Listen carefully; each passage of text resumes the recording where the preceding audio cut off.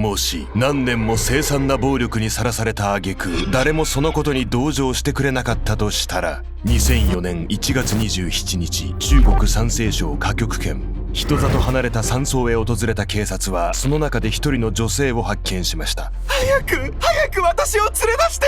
ひどく痩せ細りボロボロの身なりをした彼女は長く監禁されていた様子。全身にあざを浮かべたその女性は度重なる暴力によって体の自由を失い、もはやベッドから起き上がることも叶わなくなっていました。約11年の監禁生活で彼女が入浴した回数はわずか3回。警察は部屋に立ち込める異臭に顔を歪めながら女性へ歩み寄ります。そして居合わせた警官らは哀れむような目で彼女を見下ろしながらこう思っていたんです。ひどいありさまだ。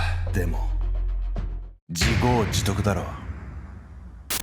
11年もの拷問監禁生活をさせられた挙句、自業自得だと断じられた女。その女が重ねてきた許されざる罪とは、彼女が見た地獄は全て彼女が他の多くの人々に対して行ってきたことだったんです。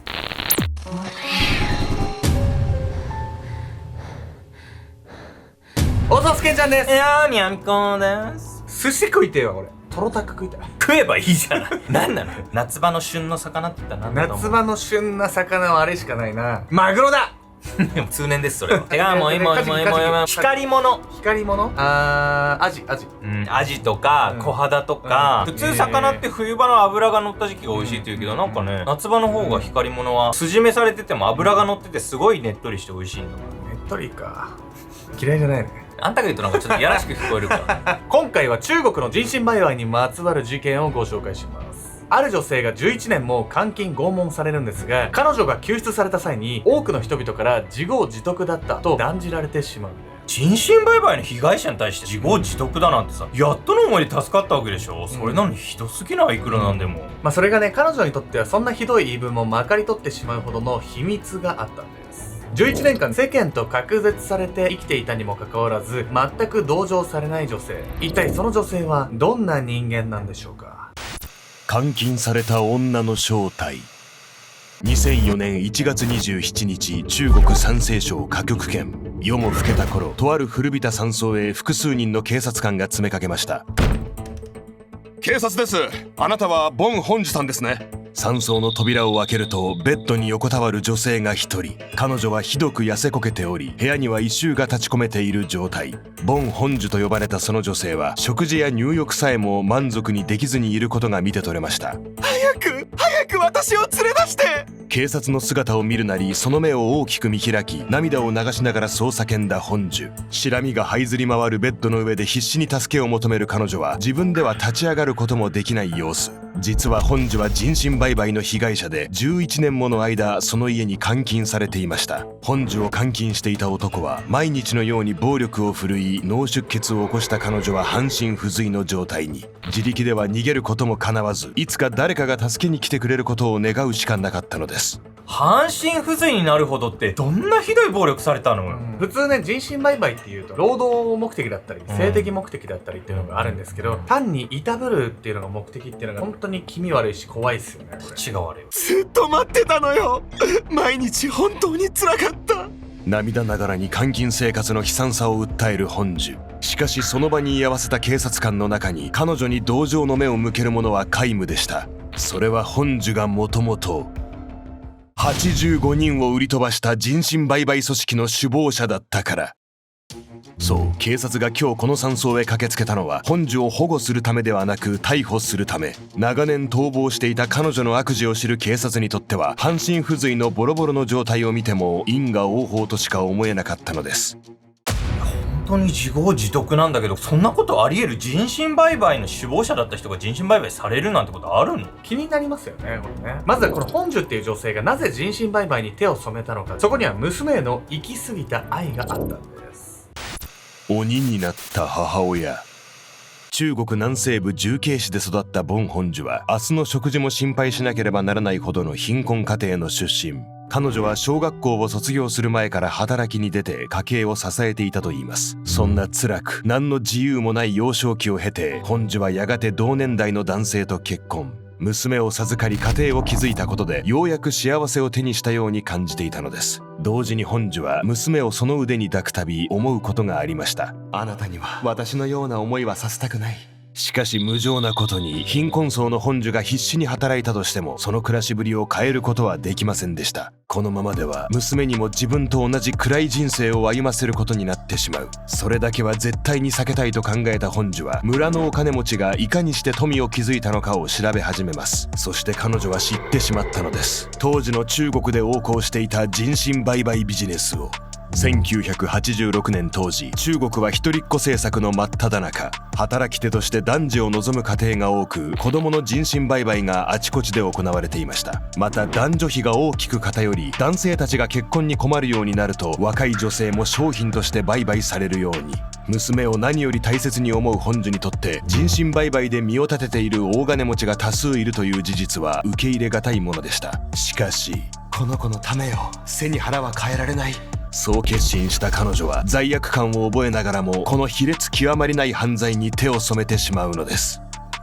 私たちはこの時代に生きてるわけでもないし、この貧困の苦しさなんてさわからないんだけど、だとしても他人の人生を犠牲にしてお金を得るだなんてそんな生き方あっちゃいけないと思うもん、私はやっぱり。本樹もね、さすがに心の奥底ではやってはいけないことだって分かっていたはずなんです。しかしね、人は余裕のない状況では将来取り返しのつかない状況になるって分かっててもそこから目を背けてしまうんです、というわけで本日のメトラキーワード、現在思考バイアスについて。現在思考バイアスとは、将来得られる大きな利益よりも目先の小さな利益を優先してしまう心理傾向のこと。今すぐ欲しいという即時報酬の衝動を司るのは脳内報酬系から分泌される快楽物質ドーパミン。通常はこの衝動に流されないよう論理的思考と長期的な計画を持って物事を判断する前頭前野がブレーキをかけています。しかし前頭前野はストレスや疲労によって機能が低下してしまうため、精神的に消耗した状態では快楽への欲求が抑えられなくなってしまうことがあるのです。現在思考バイアスの分かりやすい例は借金やクレジットカードのリボ払い。長期的に見れば大きく損をしてしまう選択だと分かっていても、金銭的に余裕がない状態では人は安易に側近が手に入るそれらの手段に甘んじてしまいます。本樹が人身売買を始め歯止めが効かなくなってしまったことには、彼女の生活が困窮しており追い詰められていた反動でもあるのでしょう。人身売買で大金を手にしたお金持ちの存在を知った本樹は、そこから夫や村の仲間に話を持ちかけ組織的な人身売買をスタート。望まれずに生まれてきた子供を買い取って売りに出すと数日で200元、当時の1ヶ月の平均的な労働収入の4倍もの額が飛び込んできたのです。娘に自分と同じ苦労をさせたくない、その目的だけであればこの時点ですでに十分だったはず。しかし急に大金が手に入るその経験は、長く貧困にあえぐ生活を送ってきた本樹の感覚を完全に狂わせてしまいます。もっともっと稼いで娘に最高の生活をさせてやるんだ。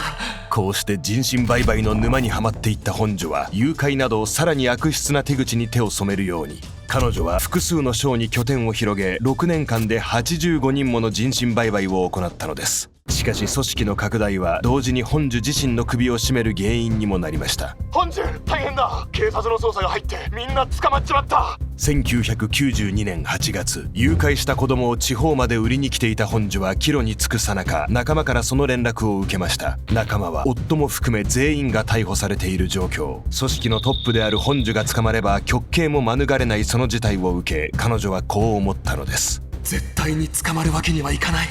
最初は娘を幸せにしたい思いから始めた人身売買でしたが、欲に目がくらんだ本樹はもはや何が目的だったのかも見失ってしまいました。娘のことなどそっちのけで自身の保身だけを考え、駅と反対方向へ走り出した本樹。ここから彼女の長い逃亡生活がスタートするのです。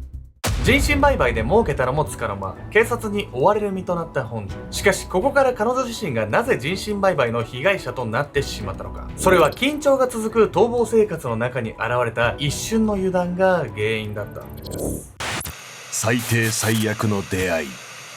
組織の関係者が全員逮捕されたと知り、気の身気のまま逃げ出した本樹。彼女は人里離れた場所を目指し、いつしか内モンゴルへたどり着いていました。子供を売って手に入れたお金も気づけば底をつき、日雇いの工場労働で食いつなぐように。いつどこで警察が見ているかわからない。そんな恐怖から本樹は周囲の人との関係も閉ざし、孤独に毎日を過ごしていました。そんな中、ある人物との出会いがまた彼女の運命を大きく変えるのです。おはようございます、お姉さん。今日も忙しくなりそうだね。人との関わりを避け続けていた本樹のことをお姉さんと呼び、親しげに声をかけてくる同僚の青年。当初本樹は彼を警戒していましたが、毎日話しかけられるうちに少しずつ言葉を交わすようになります。聞くところによると、青年は本樹と同じ重慶の出身。その言葉にもどこか懐かしい訛りがありました。彼と話していると娘や夫のことを思い出すわ。そう感じていた本樹はみるみる青年に心を開いていき、住むところがない、お金がないなどの身の上話をするようになりました。すると青年は次のように切り出したのです。お姉さん、僕と一緒に山西省に行きませんか？親戚がそこで仕事をしていて、そこならここよりもずっと稼げますよ。本樹は思わぬ誘いに戸惑いを隠せずに言いました。しかしこのままじゃ私は一生貧乏暮らしのままだわ。こうして本樹は青年と共に山西省へ向かうことに。これが地獄の始まりなどとは、この時の彼女には知る由もありませんでした。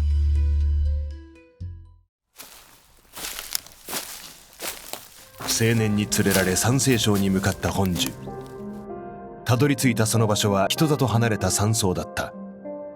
この人が仕事を紹介してくれますよ。青年が紹介したのは、その山荘に住んでいる張英州という男。彼は本樹より10歳ほど年上のように見えた。ああ、この人ね。どうも、はじめまして。はじめまして、よろしくお願いし。英州と挨拶を交わしながらも、本樹は彼の目を見た瞬間、はっと息を飲んだ。まるで人を値踏みするかのようなねっとりと気持ちの悪い視線。英州のその目つきは、人身売買をしていた頃の本樹にそっくりだった。騙したわね。本樹は必死に逃げ出そうとするが、男数人に取り押さえられてはどうすることもできず。お姉さん、じゃあ僕はここで。英州からお金を受け取り、いやらしい笑みを浮かべながら去っていく青年。これまで自分がやってきたことの報いが一度に降りかかるようなその出来事に、本樹はただ絶望するほかなかった。こうして本樹は3500元、日本円でおよそ8万円弱で人身売買されてしまいました。ここから彼女にはもはや人間以下と呼ぶに等しい暮らしが待っていたのです。本樹もさ、人身売買の手口にめっちゃ精通してるだろうからさ、自分がそういう目に遭おうとしてるんだったら気づきそうなもんだけどね。じゃあこれは気づけないほどにやっぱ逃亡生活に疲れてたってことなのかもしれないわね。犯罪者っていうのは人の心の隙につけ込んでくるものですからね。この後ね、本樹は地獄の日々を経験するんですけど、その報いを受けてなお彼女が反省することはなかったんです。悪事の報い。本樹を買った男英州は山荘のドアと窓を釘で打ち付け、彼女が出られないように閉じ込めました。そしてろくに食事を与えずに働かせ、時にはその体をもてあそび、反抗すれば激しい暴力を振るって制圧したのです。痛い、やめて。本樹は何度か脱走を試みたこともありましたが、その度に見つかっては殴る蹴るの暴行を受け、やがて脳出血を起こして半身不随に。その暮らしはすでに絶望以外の何者でもありませんでしたが、ここから彼女にさらに追い打ちをかける知らせが飛び込んできます。それは逮捕されていた本樹の夫が銃殺刑に処されたということ。もうおしまいよ。ここから逃げ出せたとしても警察に見つかったら殺されてしまう。夫の死を知り、自らの罪深さを改めて悟った本樹は逃げ出すことを完全に諦め、以降11年英州からの仕打ちに耐え続ける日々に甘んじるのです。2004年1月27日、匿名の通報によって居場所を特定され逮捕された本樹。その瞬間、彼女が安堵の涙を流したのは、もう十分に報いは受けた、多めに見てもらえるかもしれないという思いからだったのかもしれません。11年間本当に辛い日々だったとは思うんだけどさ、より多くの人にそういう目に合わせてるわけでしょ、この人はね。そうなっては何を弁明しても許されるはずはないわよね。そう思うのが普通の感覚だと思うんですけれども、本樹は裁判の席でもまだ自分だけが被害者のように振る舞い助かろうとしていたわけです。2004年8月30日、重慶市第一中級人民法院で開かれた審理において、本樹は検察の主張を否定することなく、計85人の人身売買に携わったことを認めました。言い渡された判決は死刑。そして判決言い渡しの際、彼女は涙を流しながらこう言ったのです。もう一度チャンスをください。私は長年暴力を受け、もうこの体も動かせない障害者なんです。最初は最愛の娘を幸せにしたいという親として当然の願いから犯罪に手を染めた本樹。一方で85人もの人々の人生を台無しにしたことは本樹の命をもってしても償いきれるような罪ではありません。罪を重ね続ける日々で彼女はそんな当たり前のことさえもわからなくなってしまっていたのです。結局極めて身勝手なその言い分が聞き入れられるはずもなく、本樹は死刑執行に。人は一度いい思いをしてしまうとダメだと分かっていても繰り返してしまうものなのでしょうか。あなたにはダメだと思いつつもなかなかやめられなかったことはありますか？